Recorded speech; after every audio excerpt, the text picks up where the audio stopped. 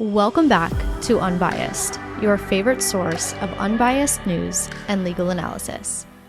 Welcome back to Unbiased. Today is Thursday, January 9th. Let's talk about some news. But first, I want to start this episode by sending love to everyone impacted by the fires in Los Angeles. By now, I'm sure we've all heard at least the general gist of what's going on, but thousands of people have lost their homes, their businesses, their livelihoods, and many, many more have been forced to evacuate. There are currently 5 separate fires, and it just absolutely breaks my heart. To the firefighters and the other first responders who are quite literally putting their own lives at risk to save the livelihoods of others, thank you.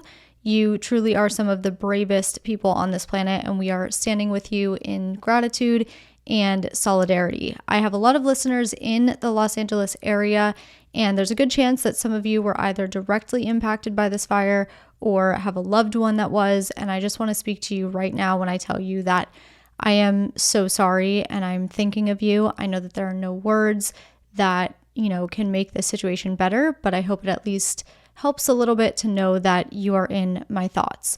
For those that are not aware of the details surrounding these fires, let's talk about it. So this is going to be the first story of the day.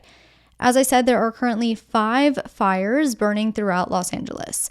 The Palisades Fire, the Eaton Fire, the Hearst Fire, the Lydia Fire, and the Sunset Fire. Of the 5, the Palisades Fire is the biggest and the most destructive in LA County history, and it's also expected to be the costliest fire in US history. The Palisades Fire is 0% contained at this point. The only 2 fires that are somewhat contained are the Hearst Fire, which is currently about 10% contained, and the Lydia Fire, which is about 60% contained. Those are the 2 most northern fires. The other 3, so the Palisades Fire, the Sunset Fire, and the Eaton Fire, are 0% contained at this point. The Palisades Fire has burned roughly 17,000 acres. The Sunset Fire, which is the smallest of the 5, has burned roughly 43 acres. And the Eaton Fire, which is the second largest, has burned roughly 11,000 acres. Now, there are a lot of factors that play into why these fires start and continue to grow at incredibly fast rates. First of all, dry weather, low humidity, combine that with strong winds, and you have a recipe for disaster. Yesterday, wind gusts were reaching 80 miles per hour, though as of this morning, winds have significantly died down. There is also a lot of brush in these areas, and on one hand, the brush has not been cleared in decades, but also, last year, LA recorded the highest rainfall in a 2-year time span. What that means is that once all of that rain stopped and the dry conditions came about, there was even more vegetation for these fires to feed on. On top of all of this, though, in addition to the weather-related conditions, California and LA specifically have some other issues.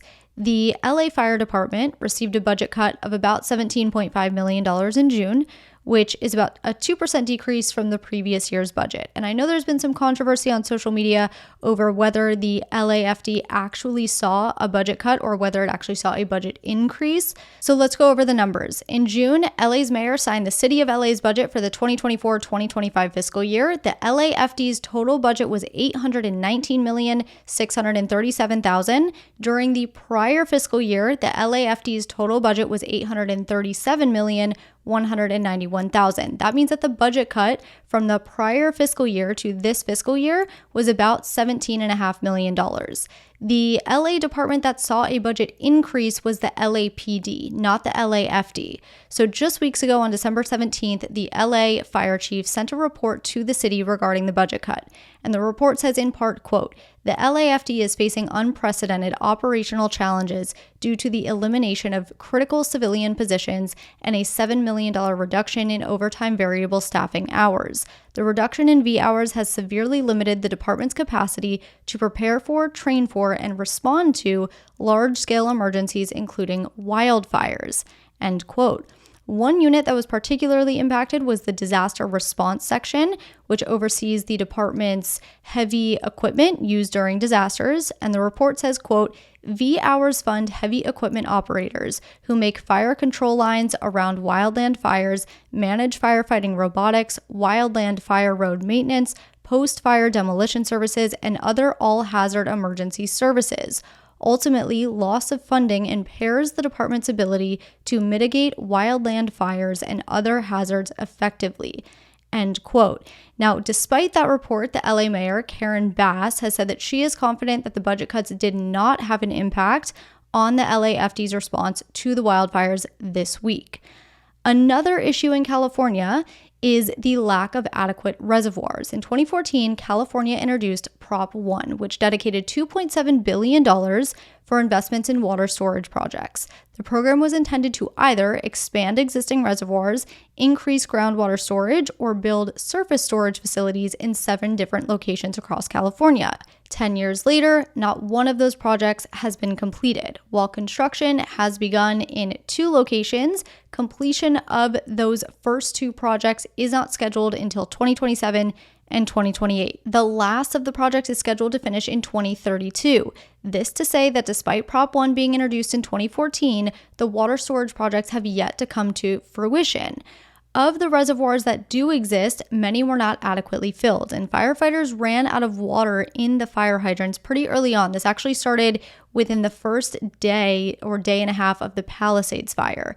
As of today, though, officials are saying that they have, quote, worked around some mitigations and that the water system is starting to stabilize, end quote. But aside from the factors that led to this devastating destruction, there's another component that not many outside of California are thinking about, and that is the insurance of it all. So according to the most recent data from the California Department of Insurance, between 2020 and 2022, insurance companies declined to renew 2.8 million homeowner policies in the state. That includes 531,000 in LA County. Insurance companies in California have been refusing to write new policies in areas that they consider to be at high risk for wildfires. And with the rising threat, these companies are pulling back on offering coverage in many areas. In fact, in the area hit hardest by the fires, the Pacific Palisades, State Farm just last year canceled 69% of its policies there. So to try to solve this problem, California set up a plan called the California Fair Plan, which was meant to be a last resort for California residents, but has seen demand skyrocket because of the lack of insurance or coverage from private insurers.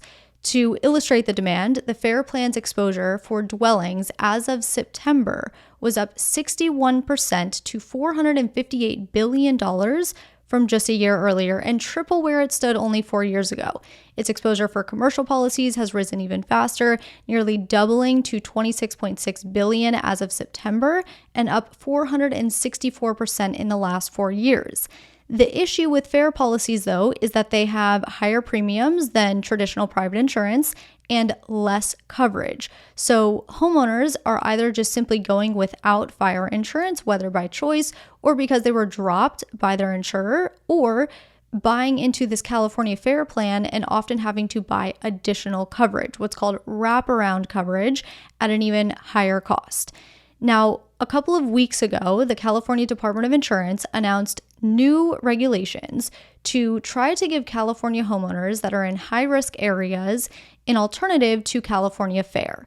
And the regulations essentially require that insurers must write policies in fire-prone areas equal to at least 85% of their market share throughout the state. Also, insurance companies can now factor in the cost of reinsurance policies as part of their rate calculation. So reinsurance policies are policies that the insurance company will buy from other firms to spread their risk. California was the only state that did not allow the cost of reinsurance to be part of the rate calculations. So these new regulations change that, but what that means, of course, is higher rates. And given the fact that these new regulations were only announced a couple of weeks ago, the effects have not yet been seen by California residents. And all of this is not even mentioning that if you have homeowners insurance that covers fires and you lost your home, insurance does not just replace your belongings and your home next week. As an attorney, I actually practiced in insurance defense. I know how these insurance companies work. Anyone who has ever filed a homeowner's claim with their insurance company can definitely understand this. the insurance companies do not make it easy. And when you take into account the fact that it's not just one house fire, right? You literally have entire neighborhoods and an entire city that were burnt to the ground. It just makes the situation so much worse. So the entire situation is it's really not a good one. As far as the economic impact, an initial estimate from AccuWeather puts the total cost between $52 billion and $57 billion, which makes it the most expensive fire event in history. But those numbers are likely to go up even further once all of the damage is assessed. Now, one last note I'll make about what's going on in LA right now. There are unfortunately some bad actors out there that like to prey on the misfortunes of other people, and at least 20 people have been arrested for looting or similar crimes in evacuation zones. Criminals and thieves know that these people are not going to be home because they have been evacuated, and they take advantage of the situation. So to the people of LA, I am thinking of you. I am so sorry for what you're going through, and all I can say is that I hope the situation starts to improve immediately. There is no easy way to transition from that story, so let's just move along. Police say that the man behind the Tesla Cybertruck explosion in Las Vegas on New Year's Day used ChatGPT to plan the attack. As many of you probably know, on Wednesday, January 1st, a Cybertruck exploded just outside the entrance of the Trump International Hotel in Las Vegas, shortly after the driver of that Cybertruck fatally shot himself. The explosion injured several people standing nearby, and the driver has since been identified as 37-year-old Matthew Livelsberger. Livelsberger was an Army veteran who served in Afghanistan and was in the elite special forces for 18 years. Most recently, Livelsberger was listed as a remote and autonomous systems manager for the Army and was stationed in Germany, but was on leave in Colorado Springs when he left for Nevada sometime after Christmas. According to his wife, Livelsberger behavior changed after he returned from a tour in the Middle East, suffering from a traumatic brain injury in 2019. And in the days leading up to the attack, it is reported that Livelsberger and his wife had gotten into an argument, and he left their home the day after Christmas. On December 29th, he reportedly got in touch with an old girlfriend. Out of the blue, he texted her, quote, "I rented a Cybertruck. It's the shit. I feel like Batman or Halo." 3 days later is when he shot himself and set off the explosion outside of Trump International Hotel. The incident is still under investigation, but at this point, police are saying that Livelsberger used the AI platform ChatGPT to plan the attack. Investigations into Livelsberger's ChatGPT searches indicate he was specifically looking for information on explosive targets, the speed at which certain rounds of ammunition would travel, and whether fireworks were legal in Arizona. Kevin McMahill, sheriff of the Las Vegas Metropolitan Police Department, said at a news conference on Tuesday, quote, "I think this is the first incident on U.S. soil where ChatGPT is utilized to help an individual build a particular device. So absolutely, it is a concerning moment for us." End quote. Authorities also said they discovered a 6-page document, which they have not released publicly because some of that material may be classified information, and they're currently working with the Department of Defense to make that determination. However, Sheriff McMahill did read some of the excerpts found on Livelsberger's phone, which read in part, quote, "This was not a terrorist attack, it was a wake-up call. Americans only pay attention to spectacles and violence. What better way to get my point across than a stunt with fireworks and explosives? Why did I personally do it now? I needed to cleanse my mind of the brothers I've lost and relieve myself of the burden of the lives I took." End quote. Let's take a quick break here. When we come back, we will get into a lot more. Meta, the parent company of Facebook, has decided to follow in the footsteps of X and replace its platform fact checkers with a user-based system known as Community Notes. So in 2016, Meta launched its initial fact-checking system, which worked by running information on its platforms through independent third-party fact checkers. These fact checkers were certified through what's called the International Fact-Checking Network, and in working with Meta, they were tasked with reviewing and rating the accuracy of stories and content. Each time a fact checker rated a piece of content as false, Meta would do 3 things to that content. 1, Meta would significantly reduce the content's distribution so that fewer people would see it. 2, Meta would notify people who previously shared that content that the information is false. And 3, Meta would apply a warning label to the content that links to the fact checker's article, disproving the content's claims. What's interesting about this is that on one of Meta's older blog posts about how these third-party fact checkers work, Meta wrote in bold font, quote, "We know this program is working and people find value in the warning screens we apply to content after a fact-checking partner has rated it. We surveyed people who had seen these warning screens on platform and found that 74% of people thought they saw the right amount or were open to seeing more false information labels, with 63% of people thinking they were applied fairly," end quote. But Meta has now significantly changed its tune. So in a statement on Tuesday, Meta wrote, quote, "Experts, like everyone else, have their own biases and perspectives. This showed up in the choices some made about what to fact check and how. Over time, we ended up with too much content being fact-checked that people would understand to be legitimate political speech and debate. Our system then attached real consequences in the form of intrusive labels and reduced distribution. A program intended to inform too often became a tool to censor," end quote. So in its effort to move away from its fact-checking tool, Meta is implementing a few changes. Number 1, it's switching to a community notes model like the one that X uses. So instead of using third-party experts to fact-check content, the community notes model has been designed to utilize input from Meta users with a range of perspectives to help prevent biased ratings. Meta itself won't write community notes or decide which ones show up. Instead, the notes will be written and rated by contributing users. And instead of overlaying full-screen false information warnings, Meta will use a quote-unquote less obtrusive label, indicating that there's additional information available for those who want to see it.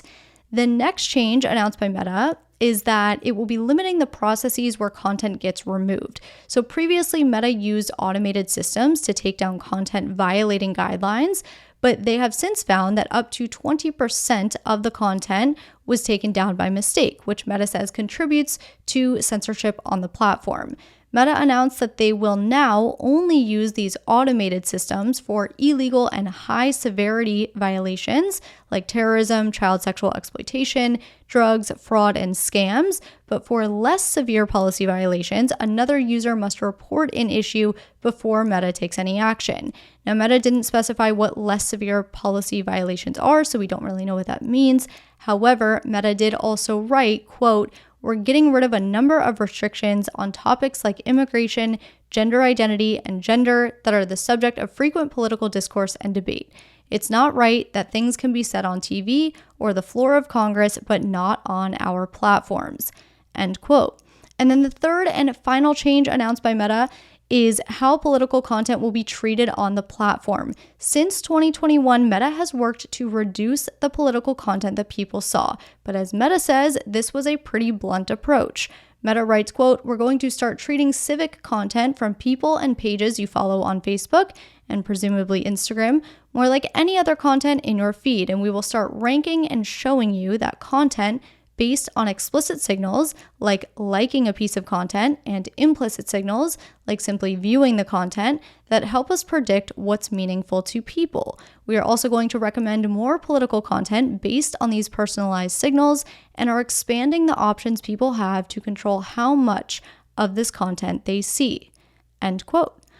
Moving on, earlier this week at Donald Trump's pre-inauguration press conference, he made a few statements that prompted many of you to write in and ask that I provide some clarity. So let's clear up the 3 comments that have garnered the most virality. First, Trump said that he would rename the Gulf of Mexico the Gulf of America. This prompted Mexico's president to then suggest renaming the United States Mexicana America. Obviously, that suggestion was a little more facetious than Trump's suggestion, but let's answer the question you've all been asking, which is, can Trump change the name?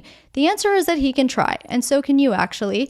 Any U.S. citizen, including Trump, obviously, can propose a new name to the U.S. Board on Geographic Names, or the BGN, but you have to provide a compelling reason to change it.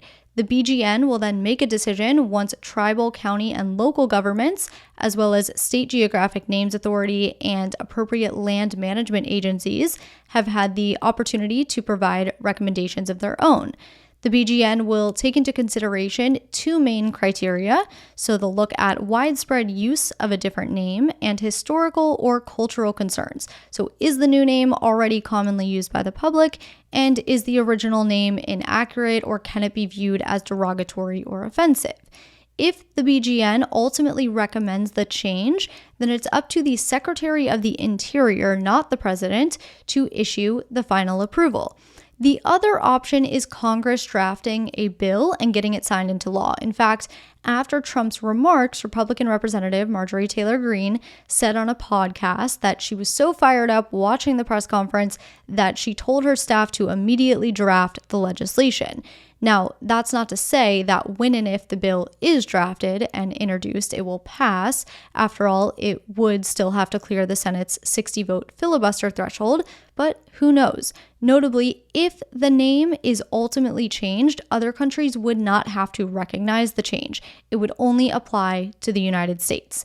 The next comment that Trump made was about taking control of Greenland and the Panama Canal. He said, "We need both for economic security." So Greenland has been part of Denmark for roughly 600 years, though it did achieve self-rule status in 2009. Trump's comments about needing Greenland for national security likely stem from the fact that Greenland is home to a large U.S. military base, and Greenland's location between Russia, Europe, and the US is advantageous for trade and defense purposes. Now, Trump also said he wanted to purchase Greenland during his first administration, but Greenland wasn't into it then, and still to this day, Greenland's prime minister says the island is not for sale.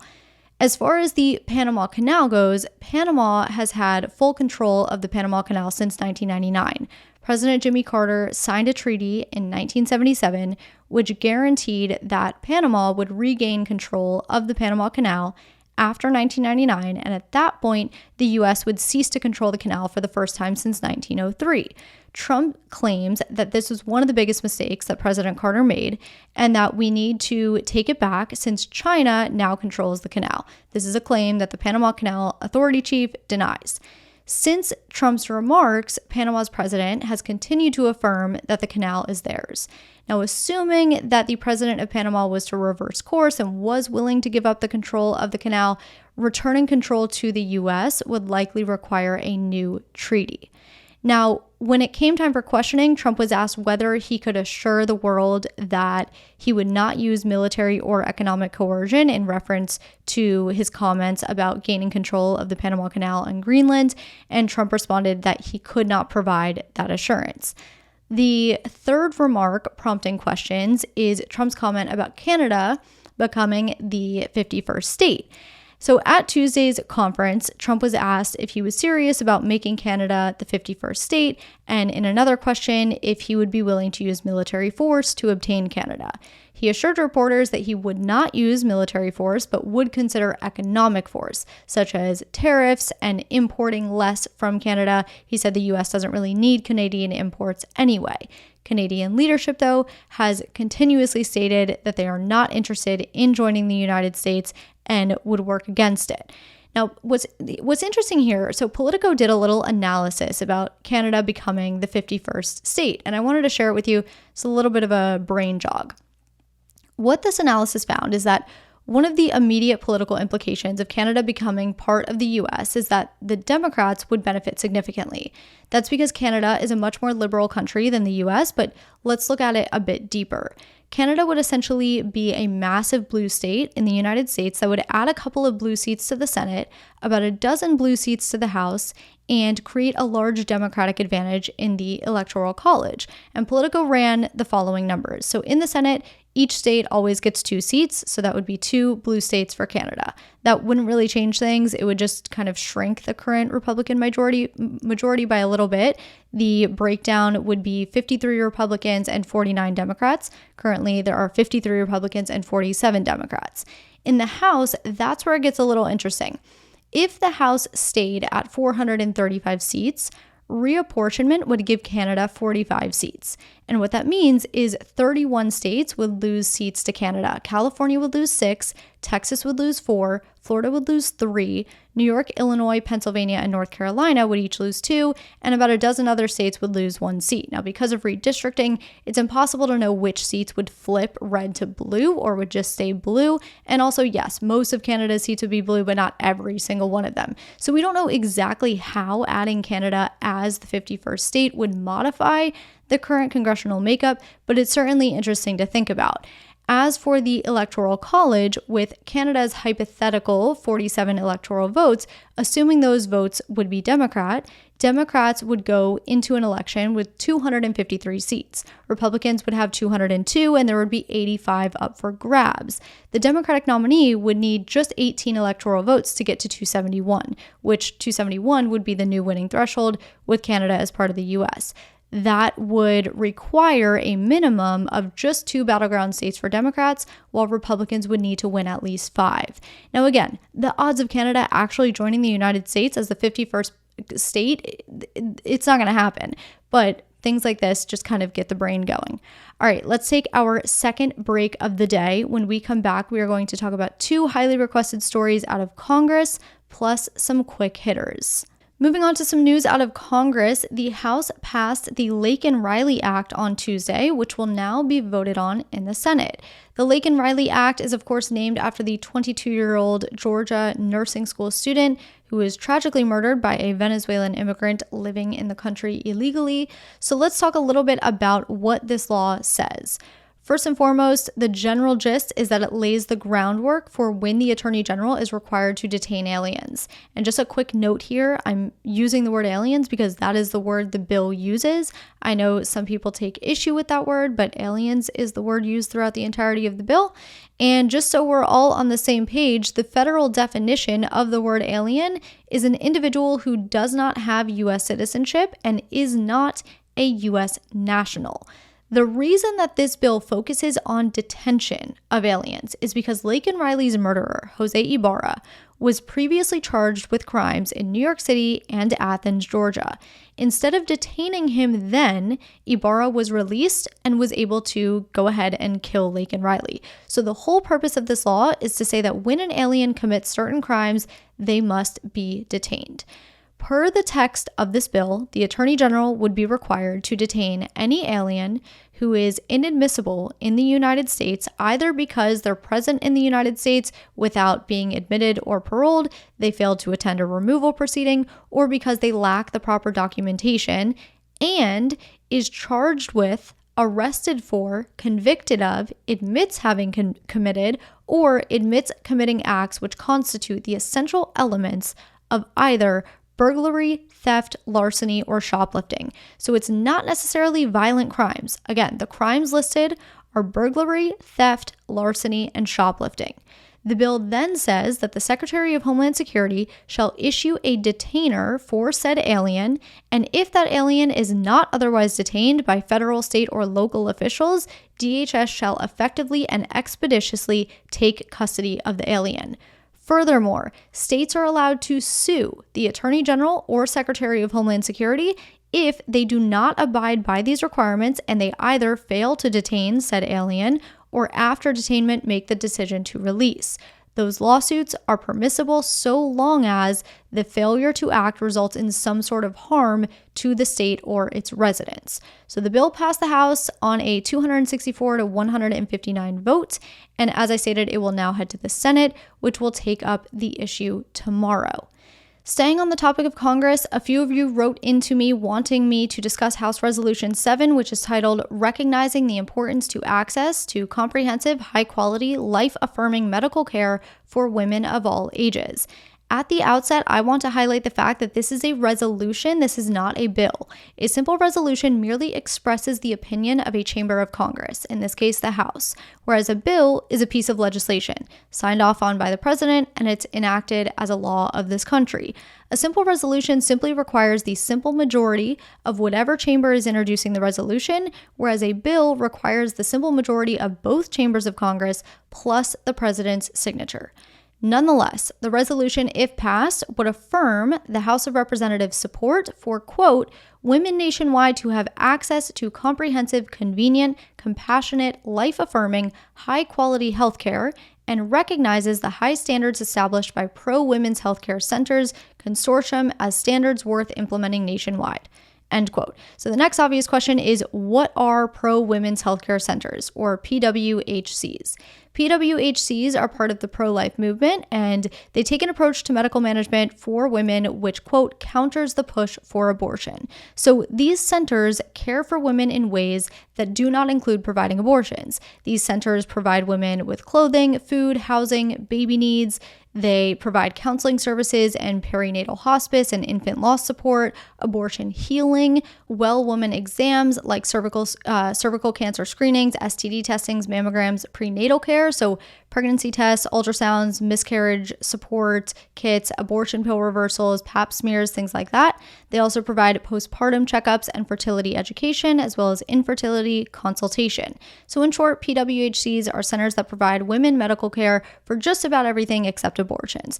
So again, to be clear, this resolution, if passed, would say that the House of Representatives supports PWHCs and recognizes that the standards of care established by PWHCs are standards worth implementing nationwide. But this is not a law. This does not apply to anyone in the U.S. This does not create new standards for anyone in the U.S. or any health facility in the U.S. This simply expresses an opinion of the House of Representatives.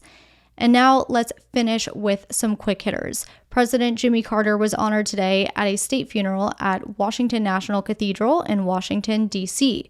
Carter was the 39th president who died on December 29th at 100 years old. President Biden delivered the eulogy, but President George W. Bush, President Obama, and President-elect Trump were also in attendance, marking the first time all living presidents were in the same room since 2018, when they were all together for the funeral of President George H.W. Bush. Meanwhile, yesterday, while President Carter was lying in state at the Capitol, a man carrying a machete and 3 other knives was arrested trying to enter the Capitol building.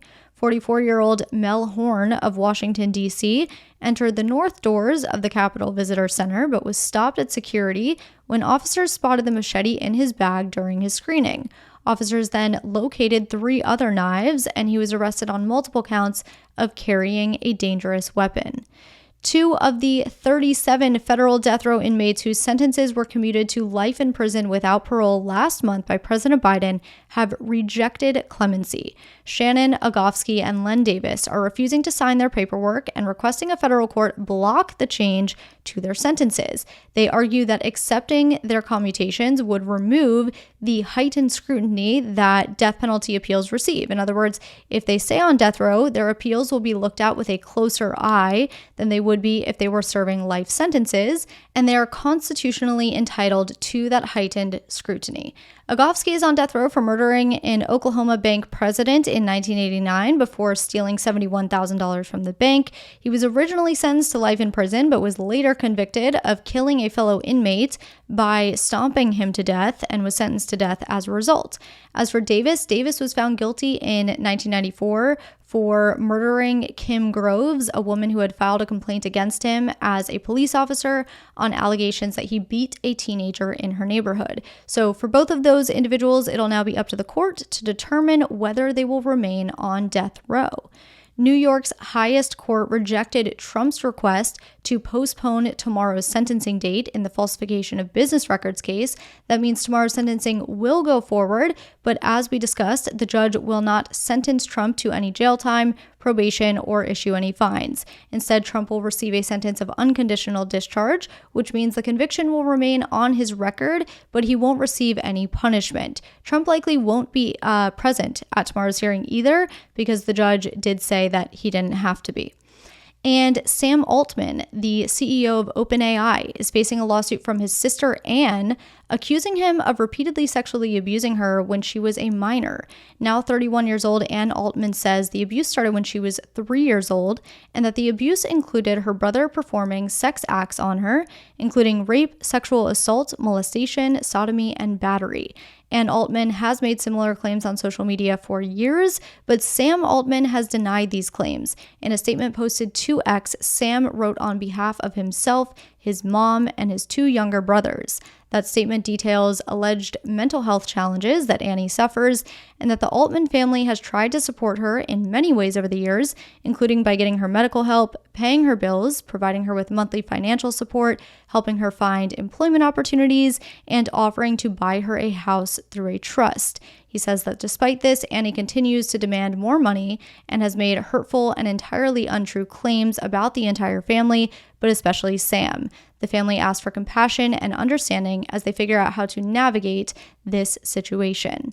And finally, CNN is on trial this week after it was accused of defaming a Navy veteran involved in rescuing Afghans when the U.S. withdrew in 2021. Zachary Young is blaming CNN for destroying his business when the network displayed his face on screen during a story that discussed a black market in smuggling out Afghans for high fees at the time of the Taliban takeover. Young was in the business of helping organizations like Audible and Bloomberg get more than a dozen people out of Afghanistan. However, he says when CNN showed his picture as part of a CNN story that talked about a black market where Afghans were being charged $10,000 or more to get family members out of danger, it crippled his business. Young says that the segment implied some sort of criminality when he was doing nothing wrong and never took money from any Afghans. Instead, he would seek out sponsors and raise money to get Afghans out. CNN has defended its side by saying Young's case merely amounts to defamation by implication and that Young had never been accused of nefarious acts. That is what I have for you today. I know I didn't do Rumor Has It this week, but that's only because I opted to address the rumors within each story. So the most requested rumors this week had to do with Trump's comments about Panama, Greenland, and Canada, and then also whether the LAFD did in fact see a budget cut or a budget increase this fiscal year. So I addressed both of those within the stories. Thank you for being here as always. Have a great weekend, and I will talk to you on Monday.